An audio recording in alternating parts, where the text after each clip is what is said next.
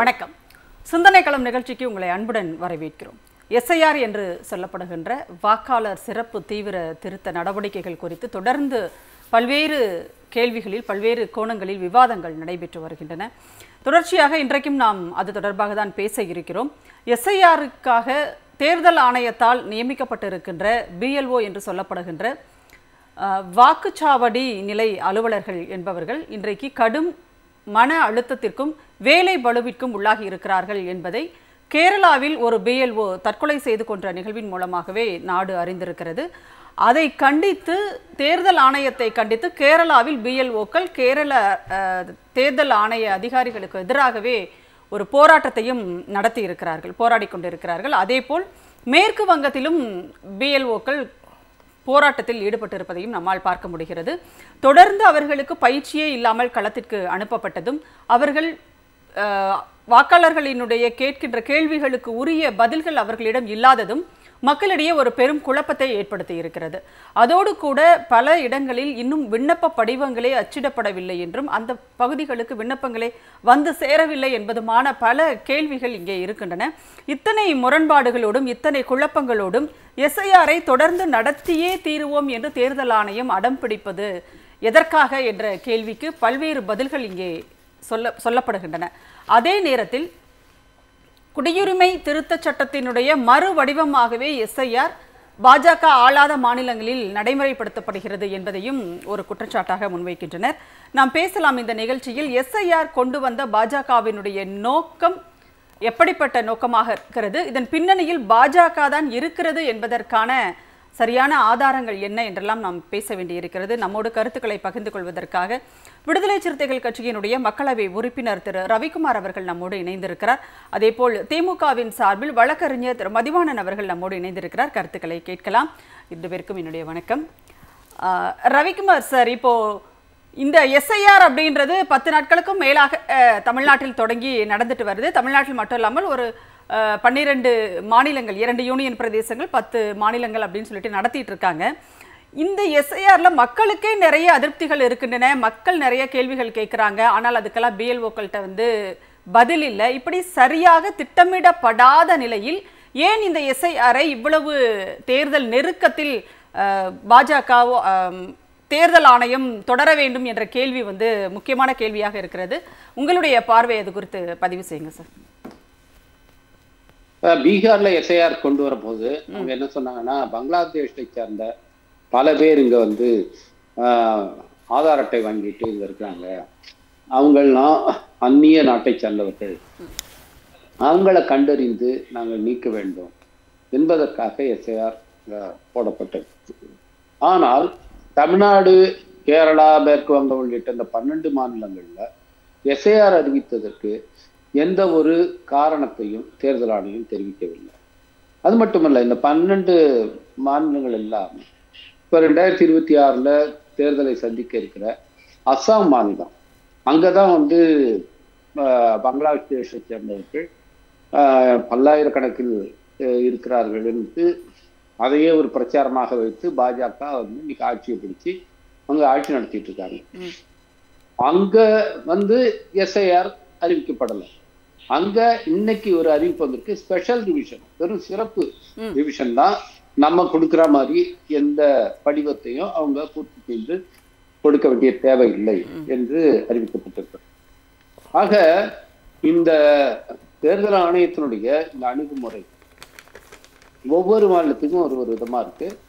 அது மட்டும் இல்லாமல் இங்க இப்போ 12 மாநிலங்கள்ல கேரளா, மேற்கு வங்கம், தமிழ்நாடு, இது மூணும் பாஜக அல்லாத மாநில கட்சிகளால் ஆளப்படுகிற மாநிலம். எனவே இவற்றை குறிவைத்து இந்த எஸ்ஐஆர் இன்னைக்கு அறிவிக்கப்பட்டிருக்கிறது. இதுக்கு எந்த காரணத்தையும் தேர்தல் ஆணையம் இதுவரை தெரிவிக்கவில்லை.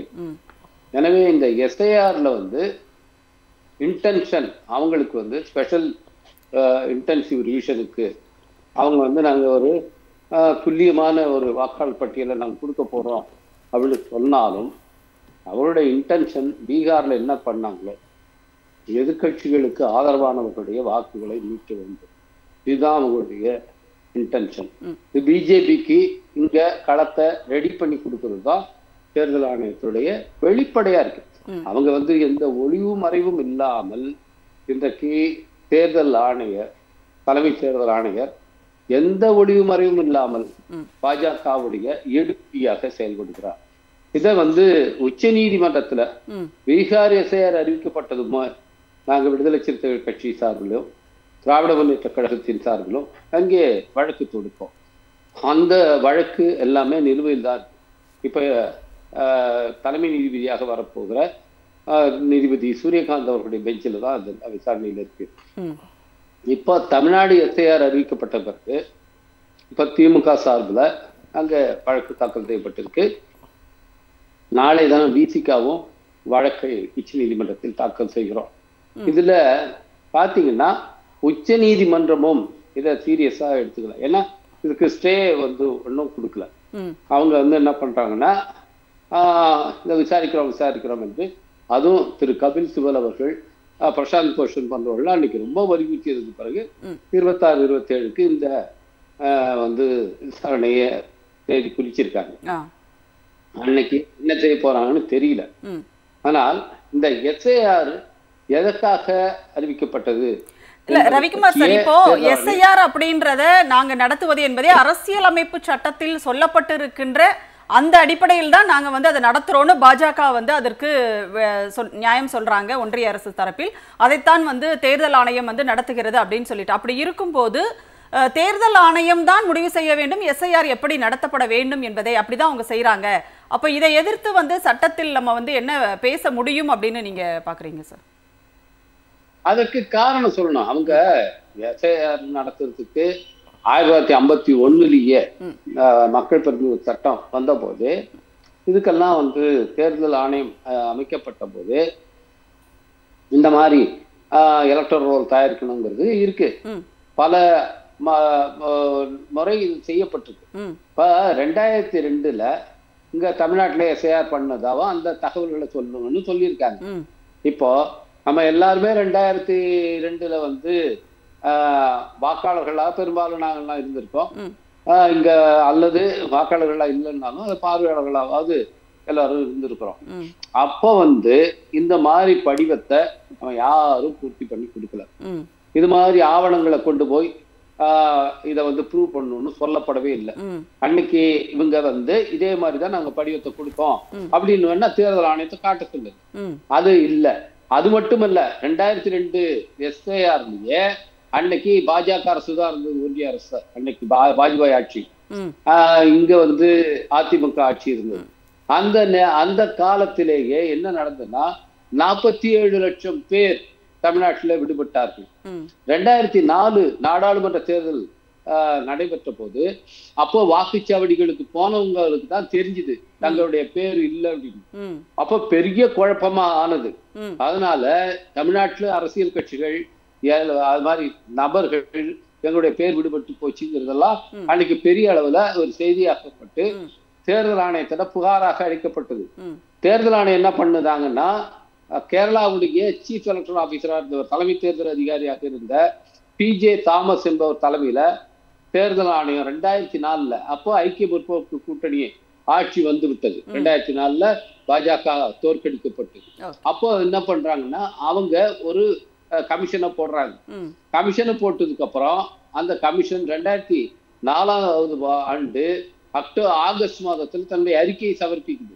அந்த அறிக்கையின் அடிப்படையில என்ன பண்றாங்கன்னா, 2005 மீண்டும் வந்து 6 மாநகராட்சிகள், அதுல இருந்த 33 சட்டமன்ற தொகுதி, அங்க திரும்பவும் அந்த ஸ்பெஷல் இன்டென்சிவ் ரிவிஷன் செய்யணும்.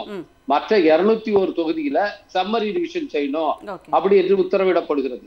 மீண்டும் அந்த எஸ்ஐஆர் செய்யப்பட்டது. இது இந்த 2002 ஆரம்பித்த குழப்பம் 2005 வரை போனது. அன்னைக்கு இருந்த தாமஸ் கமிஷன் வந்து 9 விதமான பரிந்துரைகளை கொடுத்திருக்காங்க. அந்த 9 விதமான பரிந்துரைகள்ல இன்னைக்கு ஒண்ணு கூட இவங்க வந்து அடாப்ட் பண்ணல. அதுல வந்து அவங்க கண்டறிந்த உண்மை என்னன்னா, இந்த எனுமரேஷன்ல ஈடுபட்ட அலுவலர்கள் அவர்கள் செய்த குழப்பத்தாலதான் இந்த பெயர்கள்லாம் விடுபட்டது.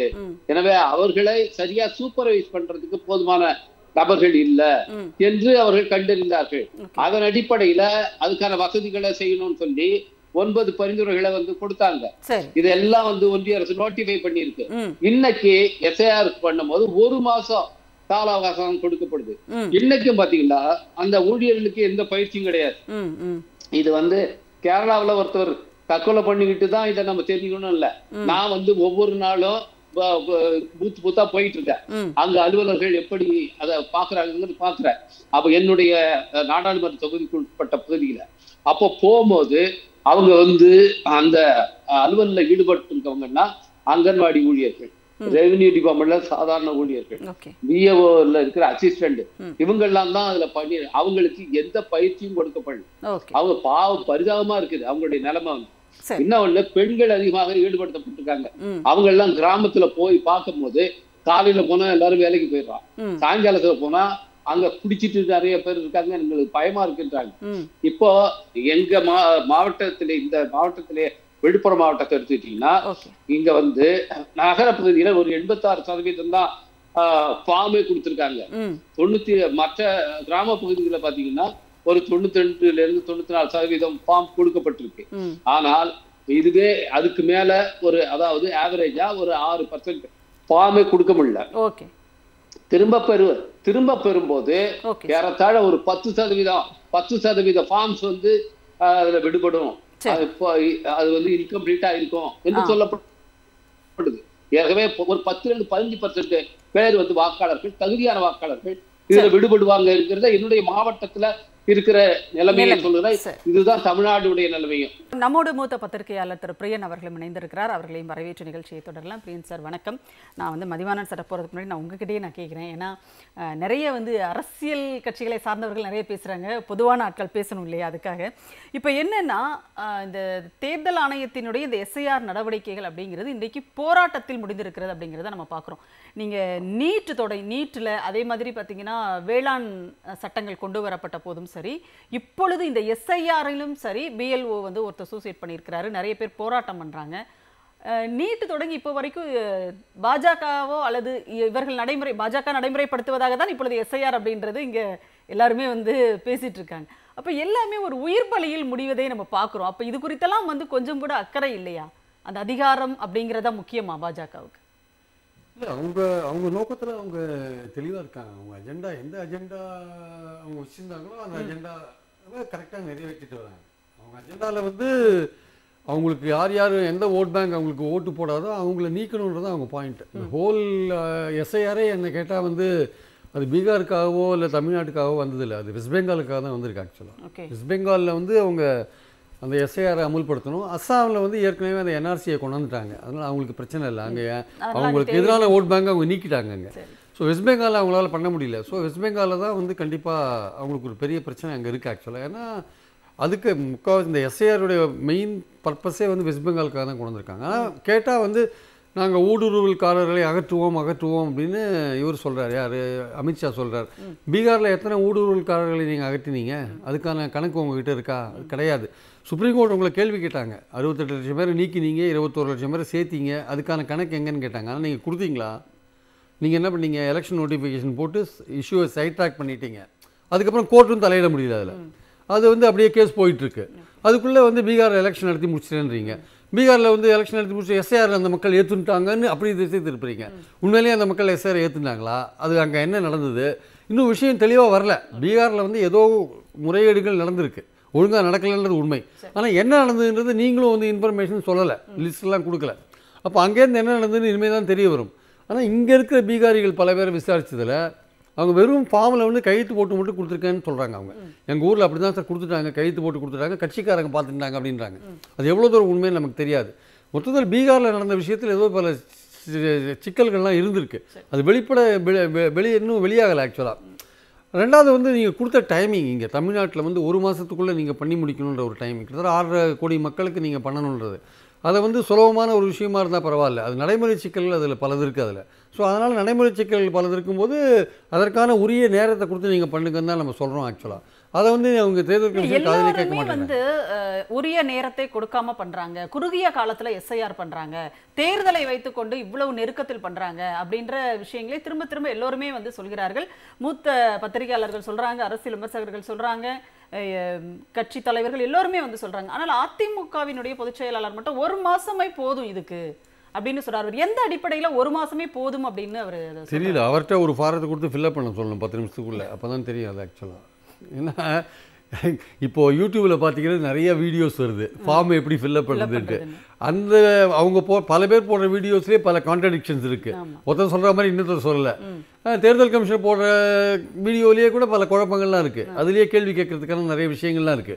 அதனால எல்லோருக்குமே ஏதோ ஒரு குழப்பத்தில் அந்த ஃபார்மை ஃபில்அப் பண்றாங்க. இது நம்ம வந்து சிட்டியில் இருக்கிற நமக்கே வந்து 2002 2005 அந்த தீவிர திருத்தத்தில் உங்கள் வாக்காளர் பட்டியலில் உங்கள் பாகம் எண், சீரியல் எண், உங்கள் தொகுதி, வேற ஒரு தொகுதி அதை எழுதுறது இருக்குல்ல, அதை நீங்கள் பார்த்து எழுதுறது பிஎல்ஓ கிட்ட கேளுங்க. பிஎல்ஓ சொல்கிறாரு நீங்கள் கட்சிக்காரன்ட்ட கேளுங்கன்றாங்க. கட்சிக்காரன் அவர் உங்களை பார்த்து சொல்லணும். அவரை பார்த்து நீங்கள் வாங்கணும். பல பேர் வந்து ஆஃபீஸ்க்கு போவாங்க வருவாங்க, ஏதோ சாட்டர்டே சண்டே தான் டைம் இருக்கும், அவங்களுக்கு டைம் இருக்காது. இதையாவது விடுங்க. ஏதோ ஒரு மலை கொல்லி ஹில்ஸ்லேயோ ஜவாதி ஹில்ஸ்லேயோ கல்ராயன் ஹில்ஸ்லேயோ மூலையில் இருக்கிற ஒருத்தருக்கு வந்து அவருக்கு வந்து எப்படி இந்த பர்டிகுலர்ஸை கம்ப்யூட்டரில் போய் எப்போ எடுப்பார், யார் எடுத்துருவாங்க, பிஎல்ஓஸ் வந்து ஃபார்மே கொடுக்கறதுக்கே லேட் ஆகுது, அவர் எப்படி ஃபில்அப் பண்ணுவார், அவருக்கு யார் ஃபில்அப் பண்ணி தருவாங்க, பல விஷயங்கள் இருக்குது. இல்லை அவர் வந்து 2002 2005 அவர் வந்து அவர் பிறந்த தேதி பிறந்த சர்டிஃபிகேட்லாம் வாங்கணும், அவர் கேட்குற 13 ஆவணங்களில் ஏதாவது 2 ஆவணத்தையாவது எடுக்கணும். அவர் எங்கே போய் எடுப்பார், அவர்கிட்ட இல்லைன்னா என்ன பண்ணுவார், அவங்க அப்பா அம்மா பேர் இல்லாட்டி என்ன பண்ணுவார், இதெல்லாம் பல விஷயம் இருக்குது. அப்போ முதல் பார்ட்டை மட்டும் ஃபில்அப் பண்ணிட்டு விட்டார்னா அவர் சர்டிஃபிகேட் வைக்கணும், ஜெராக்ஸ் எப்படி எடுக்கணும், சர்டிஃபிகேட்டை வாங்கணும், இருந்தால் பரவாயில்ல, ஜெராக்ஸ் எடுக்கிறதுக்கே 10 கிலோமீட்டர் அவர் கீழே இறங்கி போக வேண்டியிருக்கும், எங்கேயாவது போக வேண்டியிருக்கும், ஃபோட்டோ வேறு ஓட்டணும், ஃபோட்டோ ஸ்டூடியோவில் போய் பார்க்கணும், அதுக்கு ஒரு டவுனில் நியரஸ்ட் டவுனுக்கு போகணும். இதெல்லாம் பல விஷயம் இருக்கிறதுனால இதில் 1 மாதம் டைம்ன்றது ரொம்ப கம்மி. தேர்தலுக்கு முன்னாடி இதை பண்ண வேண்டிய அவசியம் என்ன? 2002 2005 வரை இந்த விஷயங்கள் நடந்தது. ஏடிஎம்கே ஆதரிக்குது அப்படின்னா எதுக்காக ஆதரிக்கிறீங்க, அதான் கேள்வி ஆக்சுவலாக. ஏன்னா உங்களுக்கு என்ன அப்போ பாஜக இந்த லிஸ்ட்லாம் பார்த்துப்பாங்கன்னு நினைக்கிறீங்களா? They will take care of the list அப்படின்னு நீங்கள் நினைக்கிறீங்களா? இல்லை, அவங்க வந்து வரைவு வாக்காளர் பட்டியலுக்கும் இறுதி வாக்காளர் பட்டியலுக்கும் நடுவில் என்ன நடக்க போகுதுன்றது இப்போ முக்கியமான கேள்வி ஆக்சுவலாக. அப்போ பாஜக வந்து பார்த்துக்குமா அவங்க விஷயத்த? They will take care of. இல்லை உங்கள் கட்சி தொண்டர்களே பல இடங்களில் பார்க்க முடியல, உங்கள் கட்சி தொண்டர்கள் யாரும் வேலை செய்யலை. ஏன்னா அவங்களுக்கே நம்பிக்கை இல்லையா, தேர்தல் எப்படி வேணால் போட்டும் பரவாயில்ல, நம்ம கட்சி ஜெயிக்குமா ஜெயிக்காதா, கூட்டணி சரியாக அமையலை, அதனால் வந்து எப்படி போனால் என்ன அப்படின்னு ஏடிஎம்கே காரங்களே வேலை செய்யலையா கீழே? இப்போ ஏடிஎம்கே சொல்றாங்க அதிமுகவினுடைய பிஎல்ஏக்கள் எங்கேயுமே பார்க்க முடியல, ரொம்ப இல்லை, அவங்களுக்கே நம்பிக்கை இல்லை. இந்த எலெக்ஷன்ஸ் வந்து வர எலெக்ஷன்ஸில் வந்து கட்சி ஒழுங்கான கூட்டணி அமைக்கல, தாவேக்காவோட கூட்டணி வரும்னு சொல்லிட்டு அதுவே காத்திறங்கின பலூன் மாதிரி புஸ்வானமாகி போயிடுச்சு. சரி, இனிமேல் நம்ம கட்சி எப்படி ஜெயிக்கும்னு அவங்களுக்கு ஒரு நம்பிக்கை இல்லாத தன்மையில் நம்ம எதுக்கு வேலை செய்யணும்னு அவங்க நினைக்கிறாங்களே தெரியாது. அதனால் அதிமுக ஆதரிக்குதுன்ற ஒரு விஷயம் இருக்குல்ல, அது வந்து எடப்பாடி வந்து பாஜகவோட கூட்டணியில் இருக்கிறதுனால ஆதரிக்கிறார்ன்ற விஷயம் இருக்குல்ல, அது வந்து தவறான ஒரு அணுகுமுறை. இது வந்து என்ன கேட்டால் இது வந்து அதிமுக சம்பந்தப்பட்ட விஷயம் கூட கிடையாது. இது மக்களோட ஒவ்வொருத்தருடைய உரிமை சம்பந்தப்பட்ட ஒரு விஷயம். இதில் எல்லா கட்சியும் அதிமுக காரங்க போய் ஒரு 10 பேருக்கு ஃபார்ம் ஃபில்அப் பண்ணி கொடுக்கணும் முதல்ல. அதை விட்டுட்டு எல்லாமே சரியாக நடக்கும்னு நீங்கள் என்ன சொல்கிறீங்க? தமிழ்நாடு கவர்மெண்ட்டில் வந்து தமிழ்நாடு அரசாங்க எம்ப்ளாயீஸ்லாம் வந்து திமுகவுக்கு ஆதரவாக இருப்பாங்கன்னு சொல்கிறீங்க. நீங்கள் தமிழ்நாடு கவர்மெண்ட் சர்வீஸை சந்தேகப்பட்டீங்கன்னா நீங்கள் இப்போ பீகார் கவர்மெண்ட் சர்வீஸ் சந்தேகப்படுங்க, உத்தரப்பிரதேஷ் கவர்மெண்ட் சர்வீஸ் சந்தேகப்படுங்க, குஜராத் மத்திய பிரதேஷ் எல்லா கவர்மெண்ட் சர்வீஸ் சந்தேகப்படணும். அங்கெல்லாம் பிஜேபி ஆட்சி நடக்குது, அதை இறக்கி விடுங்க, உங்கள் பிஎல்ஏக்களை இறக்கி விடுங்க. அவங்க பிஎல்ஏ இவ்வளோ பெரிய கட்டுமான 2 கோடி தொண்டர்கள் இருக்காங்க சொல்கிறீங்கல்ல, அப்போ உங்கள் பிஎல்ஏக்களை இறக்கி விடுங்க, போய் பார்க்க சொல்லுங்கள் என்ன பிரச்சனை நடக்குதுன்ட்டு. அதெல்லாம் விட்டுட்டு எல்லாம் ஒழுங்காகவும் நடக்கணும்னு நினைக்கிறீங்க. அதே சமயம் திமுக வந்து கவர்மெண்ட் சர்வீஸ் திமுக அரசு இருக்குது அப்படின்னு அதை எடுத்து போராட்டம் வேறு நடத்துகிறீங்க. அப்போ எதுதான் நீங்கள் உங்கள் உண்மையாக செய்ய விரும்புவது என்ன? நீங்கள் இதை எஸ்ஐஆர் எதிர்க்கிறீங்களா, இல்லை அது வந்து இந்த அரசாங்கத்துக்கு நடக்குது, இந்த அரசாங்கத்துக்கு செய்கிற எம்ப்ளாயீஸ்லாம் இந்த பணிக்காலத்தில் வந்து அவங்க தேர்தல் கமிஷன் எம்ப்ளாயியாக மாறுறாங்க. அவங்க என்னென்ன அவங்க மேலே நடவடிக்கை எடுக்க வேண்டிய பொறுப்பு வந்து தேர்தல் கமிஷனுக்கு இருக்குது. அப்போ நீங்கள் அவங்க அணுகுமுறையே சரியில்லையே, கண்டிப்பாக மாற்றி மாற்றி பேசுகிறார், அணுகுமுறையே சரியில்லையே, கிளாரிட்டியே இல்லை, ஒரு ஃபோக்கஸும் இல்லை. எஸ்ஐஆர் வேண்டாம்னு சொல்லவும் முடியல, அது வேணும்னு இந்த கவர்மெண்ட்ல அது நடக்கிறதே உங்களால் ஏற்றுக்க முடியல. அப்போ என்ன நீங்கள் அப்போ பிஎல்ஏ இறக்கி விடுங்கன்னா அதுவும் பண்ண மாட்டேங்கிறீங்க.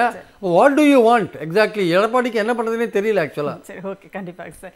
மதிவதன் சார், இப்போ பிரியன் சார் சொல்றதுலேருந்து பார்த்தா எஸ்ஐஆர் அப்படிங்கிறதுல எடப்பாடி பழனிசாமி ரொம்ப தூரமாக விலகி அமைதி காக்கிறார் அப்படின்ற மாதிரி தான் இப்ப இருக்கிற சூழல் இருக்குது. இன்னொன்னு மாத்தி மாத்தி பேசுறாங்க, அமெரிக்காவுக்கு இரட்டை வேடம் போடுகிறார்கள், இன்னொன்னு குழப்புகிறார்கள் அப்படின்ற ஒரு விஷயமும் இருக்கு. அவங்களே குழப்பத்துல இருக்காங்க அப்படின்றது. அப்ப இந்த 2026 சட்டமன்ற தேர்தல் என்பது அதிமுகவிற்கு தேவையில்லை அப்படின்னு எடப்பாடி நினைக்கிறாரா, இல்ல எப்படி வேணா என்ன வேணா ஆயிட்டு போட்டோம் அப்படின்ற மாதிரியான ஒரு மனநிலைக்கு வந்துட்டாங்களா? இப்போ எடப்பாடி பழனிசாமியை பற்றி பேசுறதுக்கு முன்னாடி எது நடக்கக்கூடாதுன்னு சொல்லிட்டு முத்துவேல் கருணாநிதி ஸ்டாலின் சொன்னாரோ அது இன்னைக்கு நடக்க ஆரம்பிச்சிடுச்சு. உதாரணத்துக்கு கேரளாவில் ஒரு பிஎல்ஓ தற்கொலை பண்ணது, அதே மாதிரி ராஜஸ்தானில் ஒரு பிஎல்ஓ தற்கொலை பண்ணது. நாளைக்கு தமிழ்நாட்டில் இருக்கிற வருவாய்த்துறை சம்பந்தப்பட்ட அதிகாரிகள் நாங்கள் தேர்தல் வேலை செய்ய மாட்டோம், இந்த எஸ்ஐஆர் சம்பந்தமான வேலை செய்ய மாட்டோம் அப்படின்னு சொல்கிற அளவுக்கு இது மிகப்பெரிய பிரச்சனைன்றதை ஒரு தீர்க்க தரிசனமாக முன்னாடியே முத்துவேல் கருணாநிதி ஸ்டாலின் சொன்னார். 2002லேருந்து 2005 வரைக்கும் நீங்கள் பார்த்தீங்கன்னா இருந்த மக்கள் தொகை வாக்காளர்னு பார்த்தீங்கன்னா கூட ஒரு 5 கோடி பேருக்கு 3 வருஷம் நம்ம எடுத்தோம். ஆனால் இன்னைக்கு 6.5 கோடி வாக்காளர் இருக்காங்க. 6.5 கோடி வாக்காளருக்கு நீங்கள் 1 மாதம் ஃபிக்ஸ் பண்ணுறீங்க. இது எவ்வளோ பெரிய அபத்தமான ஒரு வேலைன்னு பாருங்களேன். அப்போ எவ்வளோ பெரிய லோடு ஒர்க் ப்ரெஷர் இருக்கோ அது பகிரங்கமாக தெரியுது இந்த பிரச்சனையில். ஆனால் இது பற்றி எதையுமே பேச தயாராக தேர்தல் ஆணையம் கேட்குற கேள்விக்கும் பதில் சொல்ல தயாராக இல்லை. கேள்விக்கும் பதில் சொல்ல தயாராக இல்லை, அதிகாரிகள் கேட்டாலும் பதில் சொல்ல தயாராக இல்லை. அவங்களுக்கு மேலே ஒரு ப்ரெஷர். இன்றைக்கி நான் ஒரு பிஎல்ஓக்கு ஃபோன் போட்டேன். அந்த பிஎல்ஓ என்ன சொல்கிறாங்கன்னா, சார் நான் பால்வாடியில் இருக்கேன், நான் மதியத்துக்கு மேலே தான் ஃப்ரீ ஆக முடியும், ஃப்ரீயானதுக்கப்புறம் இது வந்து நாங்கள் ஃபார்ம் கொடுக்குறேன் சார் அப்படின்னு சொல்கிறாங்க. அப்போது அவங்களால ஒரு லேடிஸு அவங்களால எந்த வேலை, வீட்டில் வேலை பார்க்கணும், அங்கேருந்து வந்து பால்வாடியில் வேலை பார்க்கணும், இடையில் இந்த பிஎல்ஓக்கு ஃபார்ம் அவங்க வந்து கொடுக்கணும்னா அவங்களால எப்படி வேலை செய்ய முடியும்? அப்போ அவங்களுக்கு ஒரு ப்ரெஷர் இருக்கக்கூடாது, ஒரு லாங் டேர்மில் பண்ணியிருக்கணும். நீங்கள் அவசரமாக 1 மாதத்தில் பண்ண வேண்டிய, நீங்கள் தேர்தல் நடத்த போகிறீங்க எல்லாருக்குமே தெரியுமே, நீங்கள் 2 வருஷத்துக்கு பண்ணி செய்ய வேண்டியதானே. ஆமாம், என்னை பொறுத்தவரைக்கும் இல்லை, எனக்கு தெரிஞ்சு இருக்கிறதாவே அது ஒரு பிரச்சனை தான். ஏன்னா அது கரகாட்டகர படத்தில் வர காமெடி மாதிரி தான். இப்போ அது யார்கிட்ட இருக்குதுன்னு தெரியல. ஒன்று. 2வது பார்த்தீங்கன்னா கவுண்டமணி ஒரு படத்தில் சொல்லுவார்ல, எல்லாம் மேலகிறவன் பார்த்துப்பான், எல்லாம் மேலகிறவன் பார்த்துப்பான்னு சொல்லிட்டு அந்த தைரியத்தில் இருக்காங்க அவங்க. அதுதான் என்னை பொறுத்த வரைக்கும் நான் நினைக்கிறது. இப்போது யதார்த்தமாக களத்தில் போய் நின்று நீங்கள் அந்த ஃபார்மை வாங்கி ஃபில்லப் பண்ணிங்கன்னா உங்களால் அந்த ஃபார்முக்கு எந்த விளக்கத்தையுமே உங்களால் கொடுக்க முடியாது. அப்படியாப்பட்ட ஒரு ஃபார்ம். இப்போ அந்த ஃபார்மில் நீங்கள் முதல் பாக்ஸில் போய் பார்த்தீங்கன்னா பிறந்த தேதி, ஆதார் எண், கைபேசி எண், அதுக்கு அடுத்தது ஒரே இடத்துல தந்தை இல்லைன்னா பாதுகாவலர், அதுக்கப்புறம் தந்தை, அதுக்கப்புறம் தாயார், அப்புறம் இல்லைன்னா துணைவி. இதெல்லாம் எதுக்கு இத்தனை காலத்தில் போடுறாங்கன்னு தெரியல, நம்மளை குழப்பணுன்றதுக்காக தான். அதே மாதிரி முந்தைய வாக்காளர் திருத்தத்தின் உள்ள பட்டியலை சொல்லுங்கன்னு சொல்கிறாங்க. இப்போ உதாரணத்துக்கு இப்போ எங்கள் தொகுதி வந்து 2002 வந்து திருவத்தூர் சட்டமன்ற தொகுதியில் இருந்தது. இன்னைக்கு பார்த்தா அது பெரம்பூர் சட்டமன்ற தொகுதியில் இருக்கு. இப்போ நான் வந்து பழைய ஓட்டர் லிஸ்ட் எடுக்கணும்னா நான் எங்கே போய் வாங்குறது அந்த ஓட்டர் லிஸ்ட்டை? இப்போ ஏன் ஓட்டு போச்சுன்னா என் வீட்டில் இருக்கிற 25 ஓட்டும் போயிடும். அப்போ அதுக்கான பதில் எங்கேயாவது தெளிவாக சொல்லியிருக்காங்க கேட்டால் அந்த பிஎல்ஓக்கு அது தெரியல. குறைந்தபட்சம் நீங்கள் அந்த காலத்தை எடுத்துடணும். அந்த காலத்தை வைக்கிற மாதிரி இருந்தால் அந்த பிஎல்ஓ கிட்ட அந்த வாக்குப்பட்டியல் நீங்கள் கொடுத்து அனுப்பிச்சிருக்கணும். அப்போ நீங்கள் அன்னைக்கு அது திருவள்ளூர் மாவட்டம், இன்னைக்கு இப்போ சென்னை மாவட்டம், அன்னைக்கு திருவத்தூர் சட்டமன்ற தொகுதி, இன்னைக்கு பெரம்பூர் சட்டமன்ற தொகுதி. அப்போ எவ்வளோ பெரிய முரண்பாடு. அப்போ இந்த முரண்பாடுக்கெல்லாம் பதில் சொல்ல பிஎல்ஓக்கும் தெரியல, இஆர்ஓக்கும் தெரியல, எப்படி ஃபோன் எடுப்பாங்க? ஸோ குறைந்தபட்சம் இன்னைக்கு தேதி 17 ஆயிடுச்சு. இன்னும் ஒரு 13 நாளைக்குள்ளே நாங்கள் இதை கொடுக்கணும், ஃபார்ம் வாங்கி ஃபில்லப் பண்ணி அதை போய் சரண்டர் பண்ணணும், அதை ஸ்கேன் பண்ணணுன்றது எப்படி நடக்கும்? ஒன்று ஒரு தெளிவில்லாத ஒரு விஷயம். ஏன் இதை இப்படி பண்ணாங்க அப்படின்னு கணக்கு போட்டிங்கன்னா நீங்கள் பீகார் தான் நமக்கு ஒரு உதாரணம். இப்போ பீகாரில் சட்டமன்ற தேர்தலுடைய முடிவு வந்திருக்கு. இந்த சட்டமன்ற தேர்தல் முடிவு வந்த சில குறிப்பிட்ட மாவட்டங்கள் நம்ம பார்த்தோன்னு வச்சிங்களேன், பாட்னா, கிழக்கு சாம்பரான், மதுபானி, முசாஃபர்பூர் போன்ற மாவட்டங்களில் வந்து ஒரு 20 மாவட்டங்களில் குறிப்பாக ஒரு 48 லட்சம் வாக்காளரை நீக்கியிருக்காங்க. இந்த 48 லட்சம் வாக்காளர் நீக்கப்பட்ட தொகுதிகள் இருக்குல்ல, அதில் மட்டுமே 177 சீட்டை என்டிஏ கூட்டணி ஜெயிச்சிருக்கு. அப்படின்னா இது எவ்வளோ பெரிய ஃபோர்ஜரி. அப்போ நீங்கள் வேணும்னு கேரளாவினுடைய காங்கிரஸ் கட்சி கூட என்ன குற்றச்சாட்டை வச்சிருக்காங்கன்னா, பீகார்ல 128 இடங்களை இந்த எஸ்ஐஆர் மூலமாக மட்டுமே பாஜக வந்து கைப்பற்றி இருக்கிறது அப்படின்னு சொல்லியிருக்காங்க. அப்போ நீங்க வேணும்னு அங்க சிஏஏ நடைமுறைப்படுத்தி ஏதாவது கேட்டா உள்துறை அமைச்சர் பொறுப்பில்லாம பதில் சொல்றாரு, தேர்தல் ஆணையம் பொறுப்பில்லாம பதில் சொல்றாங்க, பிஜேபியோட ஊதுகுழலா இருக்கிற டெல்லி தொலைக்காட்சிகள் என்ன பண்றாங்க, அவங்களுக்கு சாதகமா பேசுறாங்க. ஏன்னா ஒரு கேள்விக்கு பதில் சொல்றாங்க, வெளிநாட்டினர் வந்து உள்ள வந்துட்டாங்கன்னு சொன்னா அது எவ்வளவு பெரிய உள்துறை அமைச்சரோட தோல்வி. எப்படி வெளிநாட்டுல இருந்து உள்ள வந்தாங்க, எத்தனை பேர் வந்தாங்க? அது அப்ப நீங்க ஒத்துக்கிறீங்களா உங்ககிட்ட இந்த தேசம் பாதுகாப்பா இல்லைன்னு சொல்லிட்டு? நீங்க 2014 வந்து கொடுப்பேன்னு சொன்ன வளர்ச்சியும் கொடுக்கல, பாதுகாப்பா வச்சிருப்பேன்னு சொன்ன பாதுகாப்பும் கொடுக்கல, குண்டு வெடிச்சா யார் குண்டு வெடிச்சதுன்னு பதில் இல்ல, எப்படின்றதுக்கும் பதில் இல்ல, இன்னைக்கு வரைக்கும் அது யார் பொறுப்பேற்றுக்கு பதில் இல்லை. அப்போ பொறுப்பற்ற மோடி ஆட்சிக்கு வந்ததுக்கு அப்புறம் நீங்க பாத்தீங்கன்னா 2014க்கு அப்புறம் எல்லா தன்னாட்சி பெற்ற அமைப்புகளும் செதைச்சி பிஜேபியோட ஒரு பி டீம் இல்ல, அது ஒரு அணியாவே செயல்பட ஆரம்பிச்சிச்சு. ஒரு இளைஞர் அணி, மாணவர் அணி, மகளிர் அணி மாதிரி அது ஒரு அணியா செயல்பட்டு பிஜேபி ஜெயிக்கிறதுக்காக இந்த எஸ்ஐஆர் நடத்தப்படுதுன்றது தான் என்னுடைய பகிரங்க குற்றச்சாட்டு. ரவிக்குமார் சார், இப்போ இந்திய குடிமக்களாக இருக்க வேண்டும், அப்படி இருந்தால்தான் வந்து தேர்தலில் வாக்களிக்க முடியும் அப்படிங்கிறது ஒரு விஷயமா இருக்கு இல்லையா? இப்போ சாதாரணமான மக்களுக்கு என்ன வந்து இதுல கேள்விகள் தோணும் அப்படின்னா, அவங்க வந்து இந்தியர்களா அப்படிங்கிறத தானே அவங்க நிரூபிக்கிறதுக்காக தானே இந்த படிவங்கள் எல்லாம் கொடுக்குறாங்க. இதுல ஏன் வந்து வேண்டாம், எஸ்ஐஆர் வேண்டாம்னு சொல்லிட்டு ஒரு பக்கம் சொல்றாங்க. இந்தியர்களாக உறுதிப்படுத்துவதுன்றது சரியான விஷயம் தானே அப்படின்ற ஒரு சராசரியான ஒரு கேள்விகள் அப்படிங்கிறது வரும் இல்லையா? அது வரும். அதுக்குதான் இப்போ தேர்தல் ஆணையம் எதன் அடிப்படையில் செயல்படுது அப்படிங்கிறத நம்ம பார்க்கணும். தேர்தல் ஆணையம் வந்து மக்கள் பிரதிநிதித்துவ சட்டத்தின் அடிப்படையில் இந்த நடவடிக்கை எடுக்கிறதுக்கு அதிகாரம் இருக்கு. அதுல என்ன சொல்லியிருக்கா, யாரு வாக்காளர், இந்திய குடிமகன் வாக்காளராக இருக்கிறார். அப்ப அதுல வந்து என்ன காலம் கேட்பாங்க, நீங்க இந்திய குடிமகனா அப்படி கேட்டா ஆம் அப்படிங்கிறது, அதுல இல்லைன்னு சொன்னா அது நீங்க அதை இது பண்ணவே முடியாது. ஆம்னு நீங்க செல்ஃப் டிக்ளேர் பண்றீங்க. செல்ஃப் டிக்ளேர் பண்ணும் போது ஏற்கனவே நீங்க இந்திய குடிமகன் என்பதற்கு பல விதங்கள்ல சோதிக்கப்பட்டிருக்கு. உதாரணத்துக்கு நீங்க உங்களுக்கு வாக்காளர் அடையாள அட்டை கொடுக்கப்பட்டிருக்கு. வாக்காளர் அடையாள அட்டை வந்து எல்லாரும் போய் விண்ணப்பிச்சவங்களுக்கு எல்லாம் வாக்காளர் அடையாள அட்டை கொடுக்கல. அதை எவ்வளவு அலைஞ்சு திரிஞ்சு எத்தனை ஆவணங்களை காட்டிதான் வாக்காளர் அடையாள அட்டை வாங்கணும். வாக்காளர் அடையாள அட்டை வாங்கினதுக்கு அப்புறம் அதை ஆதாரோட லிங்க் பண்ணணும்னு சொல்லி ஒரு பெரிய நடவடிக்கை எடுத்தாங்க. அதுக்கு பல்லாயிரக்கணக்கான கோடி ரூபாய் செலவு பண்ணாங்க. அப்போ ஆதார வந்து இதுக்கு எதோட லிங்க் பண்றீங்க, ஆதார லிங்க் பண்ணீங்கன்னா அதுல முறைகேடு செய்வது எளிதாயிடும் அப்படின்னு சொல்லி உச்ச நீதிமன்றத்துல வழக்கு தொடுத்தோம். அந்த வழக்கு தொடுத்தப்போ உச்ச நீதிமன்றம் என்ன சொன்னது, வாக்காளர் அடையாள அட்டையும் ஆதாரம் இணைக்கிறது கட்டாயம் இல்ல, தாங்க விரும்பினா செஞ்சுக்கலாம் அப்படின்னு சொன்னாங்க. ஆனால் அது ஆப்ஷனல் என்றாலும் கூட மேண்டேட்டரியாக எல்லாருக்கும் இணைக்கப்பட்டது. ஏறத்தாழ வந்து 130 கோடி மக்கள் இருக்காங்கன்னா எல்லாருக்குமே பண்ணிட்டாங்க. இப்ப எனக்கு கூட வாக்காளர் அடையாள அட்டையோட ஆதார் வந்து இணைக்கப்பட்டு விட்டது.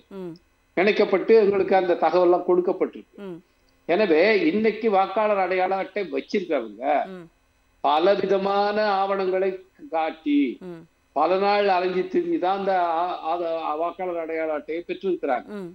இப்போ திரும்பவும் நீங்க போய் அவங்களெல்லாம் நீங்க புதுசா பதிவு பண்ணீங்க என்று சொல்வது என்ன? உங்களுக்கு பீகார்ல நீங்க அந்நியர்கள் ஊடுருவல்காரர்கள் வந்துட்டாரு, நீங்க ஒருத்தவங்க அங்க வந்து ஐடென்டிஃபை பண்ணவில்லை, ஊடுருவல்காரன்னு இவங்களை காட்டி நாங்க இவ்வளவு பேரை நீக்கிருக்கோம், இத்தனை லட்சம் பேரை ஊடுருவல்காரர்களை நீக்கிறோம்னு சொல்லணும்ல ஒன்றிய அரசாங்கம் அல்லது தேர்தல் ஆணையம் சொல்லணும்ல. அங்க இருக்கிற சாதாரண மக்களால நீக்கியிருக்காங்க. இன்னைக்கு அங்க ஃபைனல் ரோலுக்கு பிறகும் அங்க வந்து ஒரு 47 லட்சம் பேரை வந்து நீக்கியிருக்காங்களா. அதுல வந்து 30% மேல முஸ்லிம்கள், 60% மேல பெண்கள், இவங்க தான் நீக்கப்பட்டிருக்காங்க. இன்னைக்கு எப்படி பெண்கள் இதுல எக்ஸ்க்ளூட் பண்ணப்படுறாங்கன்னா பாத்தீங்கன்னா, நீங்க வந்து அவங்க கல்யாணம் ஆகி வேற ஊருக்கு வந்துடுறாங்க, அவங்களுடைய பெற்றோருடைய எஸ்ஐஆர் டீட்டெயில் 2002 டீட்டெயில நீங்க கொடுங்கன்னு கேக்குறாங்க. இதை எப்படி அவங்க உடனே போய் இல்லைன்னா அவங்க பிறந்த வீட்டுக்கு போகணும், அவங்க பெற்றோருக்கு போய் எல்லாரும் வந்து என்ன எல்ஐடி இதுவா இவங்க எல்லாம் அப்படியே போன்ல இது பண்ணி அந்த டீட்டெயில்லாம் எனக்கு வாட்ஸ்அப்ல பண்ணி சொல்றதுக்கு. இன்னைக்கு வந்து அவங்க எல்லாம் பகுதியா கூலி வேலையை செய்கிற மக்கள், அவங்க எங்க வந்து போய் அவங்க பெற்றோர்கள்கிட்ட அதை தேடுவாங்க, அவங்க பெற்றோர்களுக்கு அது எதுவும் இருக்காது, இவங்க எப்படி அதை வாங்குவாங்க? அப்போ பெண்களுடைய வாக்குகள் பெரும்பாலும் விடுபடுது இதுல. நான் வந்து போய் பூத்துல போய் பார்க்கும் போது பெண்கள்லாம் அதேதான் அவங்க சொல்றாங்க, நாங்க ஒரு வாரம் அலைஞ்சு திரிஞ்சு இந்த வாக்காளர் அட்டையால வாங்கணும், இது எங்கிட்ட இருக்குது, திரும்பவும் எங்களை யாரே விடுறீங்க அப்படின்னு கேக்குறாங்க. நான் சொன்னேன் அக்டோபர் 27ஆம் தேதி உங்க வாக்காளர் அடையாள அட்டை எல்லாம் செல்லாதுன்னு மோடி அரசாங்கம் அறிவிச்சிருச்சு, தேர்தல் ஆணையம் அறிவிச்சிருச்சு, ஃப்ரீஸ் பண்ணிட்டாங்க. எப்படி வந்து 1000 ரூபாய் நோட்டு 500 ரூபாய் நோட்டு செல்லாதுன்னு 2016 இதே நவம்பர் மாசத்துல மோடி அறிவிச்சாரோ, அதே போல நம்முடைய வாக்காளர் அடையாள அட்டைலாம் செல்லாதுன்னு இன்னைக்கு தேர்தல் ஆணையம் அறிவிச்சிருச்சு. நீங்க புதுசா பதிஞ்சிட்டு வாக்காளர் நீங்க ஆனாதான் உண்டு, இல்லைன்னா உங்களுக்கு வாக்காளர் கிடையாது. இதுதான் வந்து இன்னைக்கு நிலைமை.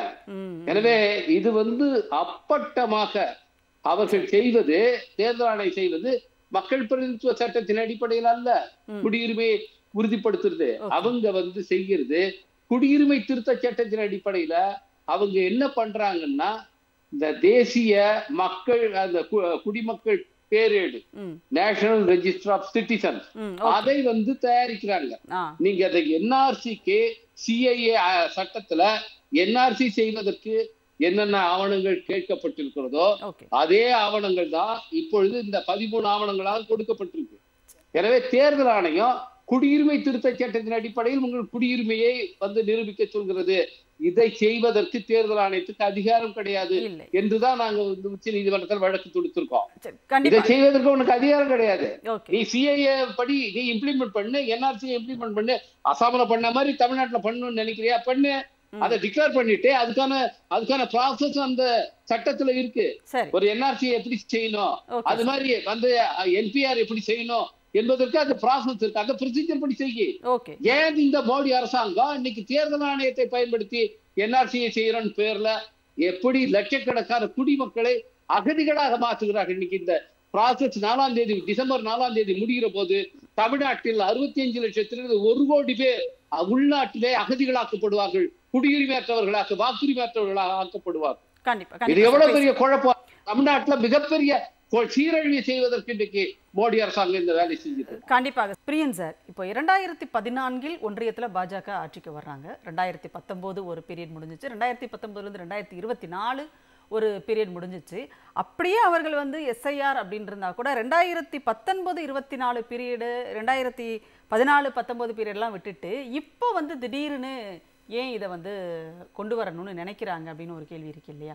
ஏன்னா இதுக்கு மேல எலெக்ஷன் வந்து நமக்கு சரிப்பட்டு வராது அப்படின்ற ஒரு எண்ணமா, இல்ல வேற என்ன இதுக்கு பின்னாலே? நான் ஏற்கனவே சொன்ன மாதிரி அவங்க குறி வந்து வெஸ்ட் பெங்கால் தான். அதாவது சிட்டிசன்ஷிப் ஆக்ட் இருக்குல்ல, 1955 ஆக்ட், அது 2019 திருத்த வந்தது இல்லை. அந்த திருத்தப்படி ஆப்கானிஸ்தான், பாகிஸ்தான், பங்களாதேஷ்லேருந்து வர ஹிந்துஸ்க்கு மட்டுமே, ஹிந்துஸ் அப்புறம் சிக்ஸு அது மாதிரி எக்ஸப்ட் முஸ்லீம்ஸ் தவிர எல்லாருக்கும் குடியுரிமை கொடுக்குறதா கொண்டு வந்தாங்க இல்லையா? அதை ஒட்டி ஒரு NPR NRC எடுக்கணும்னு சொன்னாங்களே, அது பல எதிர்க்கட்சி மாநிலங்கள் நாங்கள் அதை பண்ண மாட்டோம்னு சொல்லிட்டாங்க. அதனால் அவங்களுக்கு வேறு வழி தெரியல. இந்த தேர்தல் தீவிர திருத்தம் மூலமாக அந்த குடியுரிமையை வந்து கொண்டுறதுக்கு, பேக்டோர் வழியாக கொண்டுறதுக்கான முயற்சிகளில் அவங்க இறங்குறாங்க. இதில் வந்து குடியுரிமையை எதிர்த்து எந்த மாநிலங்கள் வந்து தீர்மானம் போட்டதோ, இப்போ வெஸ்ட் பெங்காலோ தமிழ்நாடோ இங்கெல்லாம் வந்து அவங்க வந்து கொண்டு முடியாதுன்னு தெரியும். அப்போ எப்படி இதை இம்ப்ளிமெண்ட் பண்ணுறது? NRC எப்படி ஒருத்தனை குடிமகனா எப்படி செக் பண்ணுறது? இல்லை அவங்களுக்கு வேண்டாதவங்களை எப்படி வந்து ஓட்டர் லிஸ்ட்லேருந்து நீக்கிறது போன்ற விஷயங்கள்லாம் இருக்குல்ல, அதுக்கான ஒரு விஷயமாக தான் அதை கொண்டு வந்திருக்காங்க. வெஸ்ட் பெங்காலில், குறிப்பாக வெஸ்ட் பெங்காலில் கொண்டு வந்திருக்காங்க. அதாவது வெஸ்ட் பெங்காலை பொறுத்த மட்டும் 1971 அந்த வாருக்கு முன்னாடி நிறைய அகதிகள் வந்தாங்க இல்லையா? ஸோ லட்சக்கணக்கான அகதிகள் வந்தாங்க. அதில் வந்து பெங்காலி பேசுகிற முஸ்லீம்ஸும் வந்தாங்க, பெங்காலி பேசுகிற ஹிந்துஸும் வந்தாங்க. ஆனால் அவங்க காலப்போக்கில் அவங்க இங்கேயே வந்து எல்லா சர்டிஃபிகேட்ஸும் வாங்கி இங்கேயே ஓட்டராக மாறிட்டாங்க. ஒரு காலகட்டத்தில் கம்யூனிஸ்டோட ஓட் பேங்காக இருந்தாங்க, ஒரு காலகட்டத்தில் காங்கிரஸோட ஓட் பேங்காக இருந்தாங்க. இப்போ திரிணாமுல் காங்கிரஸோட ஓட் பேங்காக அவங்க மாறி இருக்காங்க. அதுதான் வந்து பாஜக கண்ணை உறுத்துற ஒரு விஷயமா இருக்கு. அதனால என்ன பண்ணாங்க, தனக்கு வேண்டிய ஓட் பேங்கை வந்து எடுக்கணும். அதாவது பங்களாதேஷ்ல அந்த ஹிந்துஸோட ஓட்டு எடுக்கணும், அவங்களுக்கு குடியுரிமை கொடுத்துட்டாங்க. அதே சமயம் பங்களாதேஷ்ல வந்து ஹிந்துஸ் இருக்காங்கல்ல, பெங்காலி பேசுற முஸ்லீம்ஸ் இருக்காங்கல்ல, அவங்க ஓட்டை எடுக்கணும். அவங்கள வந்து நீங்க அவங்க அப்பா அம்மா சர்டிஃபிகேட்லாம் கேட்டீங்கன்னா எப்படி எங்க போய் வாங்கிடுவாங்க? வாங்க முடியாது. அதாவது அந்நியர்கள் ஊடுருவல் அப்படிங்கறதெல்லாம் வந்து வெறுமனே இந்த நாட்டு பாதுகாப்பு குறித்தெல்லாம் கிடையாது. இது வெஸ்ட் பெங்கால்ல மூணு எலெக்ஷன் அவங்க வந்து திரிணாமுல் காங்கிரஸ் வந்து வின் பண்ண முடியல. இப்போ 4வது எலெக்ஷன்ஸ் வரப்போற தமிழ்நாடு ஒட்டி வரப்போறது. ஸோ அந்த இடத்துல வந்து தனக்கு வேண்டிய ஓட் பேங்க் அந்த பங்களாதேஷ் ஹிந்துஸை வந்து வாக்காளர்களாக கொண்டு வரணும், பங்களாதேஷ் அந்த முஸ்லீம்ஸை எடுக்கணும். ஆக்சுவலா அதுதான் அவங்க நோக்கம்.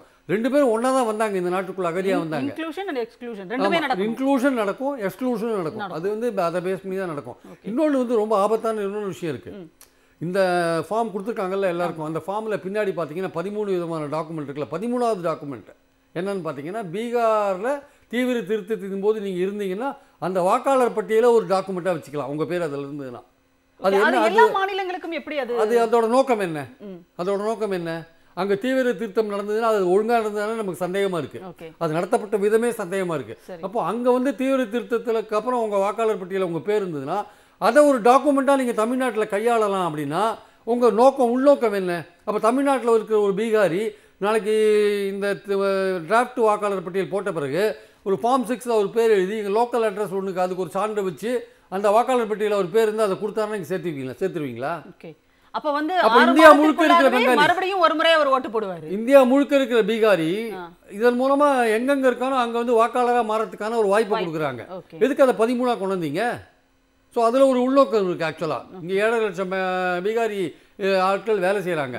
அவங்க அங்கே ஓட்டு போடுறதுக்கு அங்கே போகிறாங்க, ஒரு ஃபங்க்ஷனில் அங்கே போகிறாங்க, போயிட்டு வராங்க. அவங்க தீவிர திருத்தத்தில் அவங்க பேர் அங்கே இன்க்ளூட் ஆகிருக்கும். அப்போ அதோட எக்ஸ்ட்ராக்ட் எடுத்து இங்கே வந்து ஒரு டாக்குமெண்ட்டாக வந்து வச்சு நான் இந்த டெம்பரரி அட்ரஸில் இருக்கேன்னு ஒரு ஏதாவது ஒரு நோட்டரி பப்ளிக்கிட்ட வந்து ஒரு டிக்ளரேஷனை வாங்கி கொடுத்தாங்கன்னா அவனை இங்கே வாக்காளரை சேர்த்துருவீங்களா? அவனை வாக்காளர் சேர்த்து இப்போ இருக்கிற எஸ்ஐஆரை பொறுத்த வரைக்கும் முகவரிலாம் தேவையில்லை, எனக்கு 0ன்னு போட்டு கூட நீங்கள் தெருவில் இருக்கிறவங்க கூட வீடற்றவர்களுக்கு கூட நீங்கள் வந்து கொடுக்குறீங்கன்னு தானே இப்போ இருக்குது. இப்போ வீடற்றவர்களுக்கு கூட 0ன்னு போட்டு கூட கொடுக்குறாங்க இல்லையா? அப்போ அந்த டாக்குமெண்ட்டை மட்டும் வச்சு ஒரு ஃபார்ம் 6 கொடுத்தாங்கன்னா கொடுத்துருவீங்களா? நான் வீடற்றவனா இருக்கேன், டெம்பரரியாக இருக்கேன். அப்போ அவனுக்கு ஓட்டு கொடுக்குறதோட நோக்கம் என்ன? பாஜகவோட நோக்கம் என்ன? உங்களுக்கு ஓட்டு போடணும் தானே கொடுக்குறீங்க. ஸோ இது பின்னாடி ஒரு இது இருக்குது. பீகார் டாக்குமெண்ட்டை வைக்கலான்னு சொன்னதுக்கான காரணம் என்ன? தீவிர திருத்தம். அந்த காரணம் அங்கே தீவிர திருத்த பட்டியலில் இடம்பெற்றிருந்தால் உங்கள் வாக்காளர் பட்டியலில் அதை ஒரு டாக்குமெண்ட்டாக 13வது டாக்குமெண்ட்டாக வைக்கணும்னு ஏன் சொல்கிறீங்க? இந்தியாவில் முழுக்க அந்த மாதிரி விஷயத்தை நீங்கள் ஏன் கொண்டுறீங்க? அப்போ அங்கே அந்தந்த ஊரில் போயிருக்கிற பீகார்காரங்க அவங்க வந்து அங்கே வாக்காளராக சேரத்துக்கான வாய்ப்பு. நாளைக்கு வந்து குஜராத்தில் நடக்கும்போது குஜராத்தில் தீவிர திருத்தம் முடிஞ்சதுன்னா அங்கே இருக்கிற வாக்காளர் அதையும் போடுவாங்க. அங்கே இருக்கிற தீவிர அப்போ குஜராத்தி இங்கே இருந்தாலும் அவனும் இங்கே வாக்காளராக சேருவான். நாளைக்கு மத்திய பிரதேசத்தில் தீவிர திருத்தம் முடிஞ்ச பிறகு அங்கே வாக்காளர் பட்டியலில் இருக்கிறவன் அவன் இங்கேயும் சேரலாம். அப்போது வடக்கு இருக்கிற எல்லாருமே வேலை விஷயமா இங்கே வந்தவங்களாம் சேரும்பொழுது அவங்களோட ஓட் பேங்க் அப்படியே ஷிஃப்ட் பண்றாங்க. எல்லா ஏரியாவும் அவங்க அந்த டபுள் என்ட்ரி அப்படிங்கிறதே அங்க அடிபட்டு போயிடுது. அங்க அவங்க எடுப்பாங்களா மாட்டாங்களா தெரியாது. அந்த ஊர்ல அவன் பேர் எடுப்பாங்களா மாட்டாங்களா தெரியாது. அது நடக்குமா நடக்காதா தெரியாது. ஆனா இங்க அவன் சேர்றதுக்கான ஒரு வாய்ப்பு. இன்னைக்கு பீகாரை சேர்ந்தவன் திருத்தம் அங்க முடிஞ்சதுனால பீகாரை சேர்ந்தவன் இங்க சேர முடியும். நாளைக்கு குஜராத்தில் முடிஞ்சிருச்சுன்னா அங்க இருக்கிறவன் இங்க மறுபடியும் தமிழ்நாட்டிலையும் சேர முடியும். மத்திய பிரதேசத்தில் முடிஞ்சிருச்சுன்னா நாளைக்கு 14, 15, 16 எந்தெந்த ஊர்ல திருத்தம் முடிஞ்சதோ அந்த நார்த் இந்தியன் ஸ்டேட்ஸ் எல்லாம் வந்து நீங்க சவுத்தில் இருக்கிற இடத்துலையோ இல்லை வேற ஒரு மாநிலத்திலையோ அவன் சேரத்துக்கான வாய்ப்பை கொடுக்குறீங்க. அப்போது அவனோட பேர் வந்து அந்த பட்டியலில் ரிமூவ் ஆச்சா இல்லையான்னு யாரும் கவனிக்க போகிறதில்ல. இந்த ஊரில் அவன் சேர்றதுக்கான வாய்ப்பை உருவாக்குறீங்க. யார்? குஜராத்தி சேருவான், பீகார் இன்னைக்கு பீகாரி சேருவான், நாளைக்கு குஜராத்தி சேருவான், மத்திய பிரதேஷ் சேருவான், உத்தரப்பிரதேஷ் ஆளுங்க சேருவான். அப்போ உங்கள் நோக்கம் என்ன?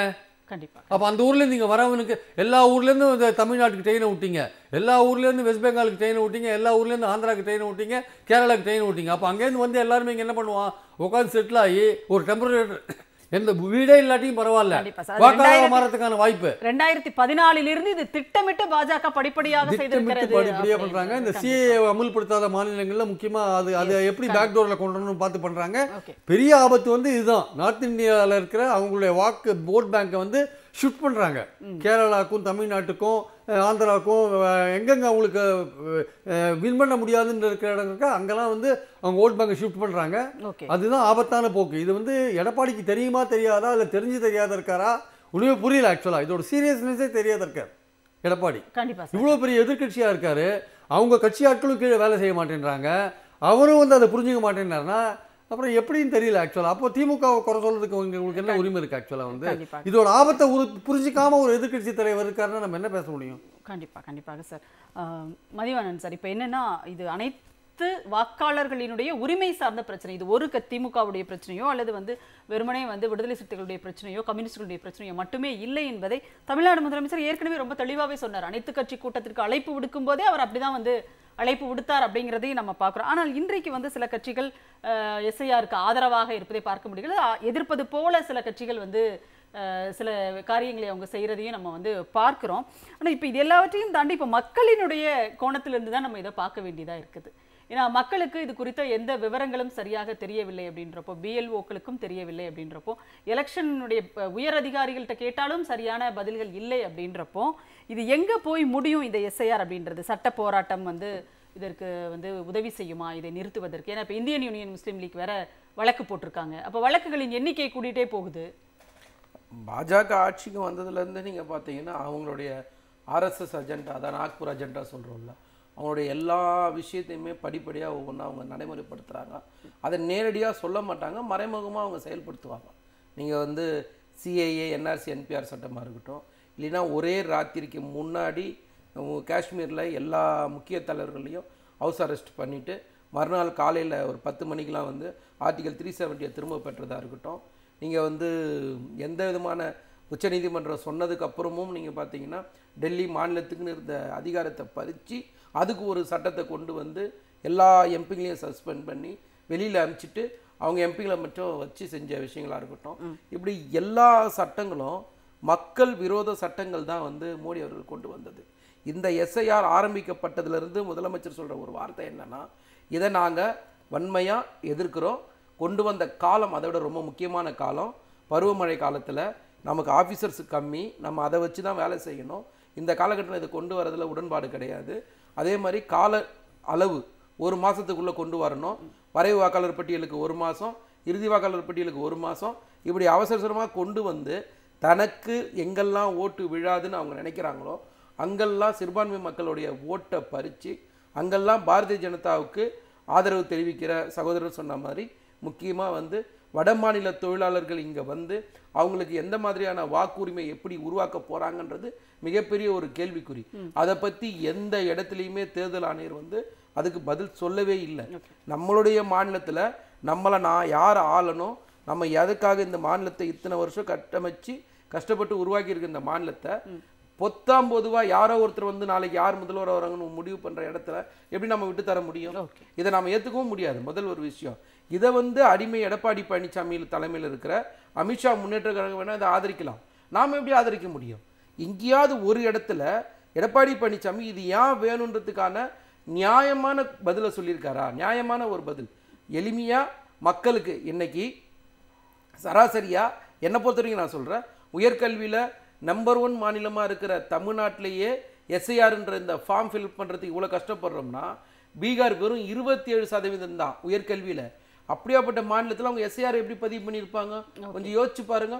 அப்போ வேணும்னு 68 லட்சம் வாக்காளர் அங்கே நீக்கிருக்கீங்க, இங்கே எத்தனை லட்சம் வாக்காளர் நீக்கிறதுக்காக இதை நீங்கள் எடுக்கிறீங்கன்றதை பற்றி வாய் திறந்து பேச தைரியம் இல்லாத எடப்பாடி பழனிசாமி அபத்தமாக பேசுகிறார். தான் பேசுகிற எல்லா இடத்துலையுமே, தான் சொல்கிற எல்லா இடத்துலையுமே நியாயமான கோரிக்கை இல்லை. இன்றைக்கி உதாரணத்துக்கு எங்களுடைய ஃபார்ம் நாங்கள் பார்க்குற பூத் லெவல் ஏஜென்ட்டில் பல இடத்துல பதிலே இல்லை. 2 காலத்துக்கும் எக்கச்சக்கமான முரண்பாடு. இதுக்கான பதில் நிச்சயமாக பிஎல்ஓ கிட்ட இல்லை. இஆர்ஓ ஃபோன் எடுக்கிறது இல்லை.